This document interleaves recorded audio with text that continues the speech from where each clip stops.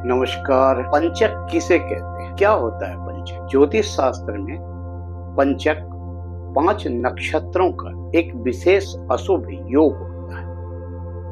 जब चंद्रमा कुंभ और मीन राशि में गोचर करते हैं और उस समय धनिष्ठा नक्षत्र, शतभिषा, उत्तरा भाद्रपद, पूर्वा भाद्रपद और रेवती नक्षत्रों में से होकर चंद्रमा गुजरता है, उस 5 दिन की अवधि को पंचक काल माना जाता है। ज्योतिष शास्त्र में बहुत ही अशुभ काल माना जाता है। इसको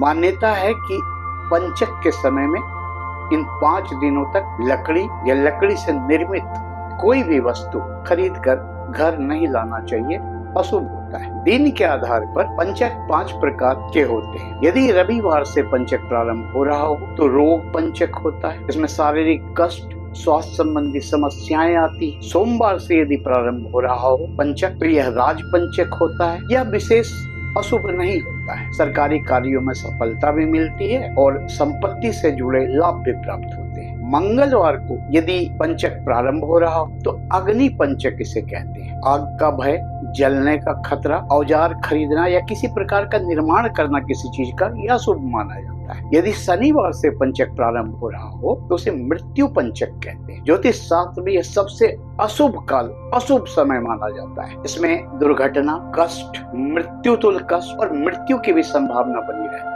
कहा जाता है कि मृत्यु पंचक के समय शिव की पूजा, शिव के मंत्र का जाप, विष्णु भगवान के मंत्र का जाप, उनकी पूजा और अध्यात्म से जुड़े रहना चाहिए। उससे सकारात्मक ऊर्जा प्राप्त होती है, सकारात्मकता प्राप्त होती है। यदि शुक्रवार से पंचक प्रारंभ हो रहा हो तो इसे चोर पंचक कहते हैं। पैसों के लेन देन या निवेश जो भी करेंगे इस वक्त हानि की संभावना रहेगी। कोई भी वस्तु, धन, पैसे चोरी होने की संभावना बनती है, अशुभ समय होता है। पंचक यदि मान्यता है कि यदि पंचक में बच्चे का जन्म हो रहा हो तो मृत्यु पंचक छोड़कर तो घर परिवार में और 5 बच्चों का जन्म। लेकिन यदि मृत्यु पंचक में किसी की मृत्यु हो रही हो तो घर परिवार, सगे संबंधी, रिश्तेदारों में और 5 लोगों की मृत्यु की संभावना बन जाती है। इसलिए पंचक में जिसकी मृत्यु होती है, कर्म कांड में पंडितों से कुछ विशेष उपाय हैं वो कराए जाते हैं। नमस्कार।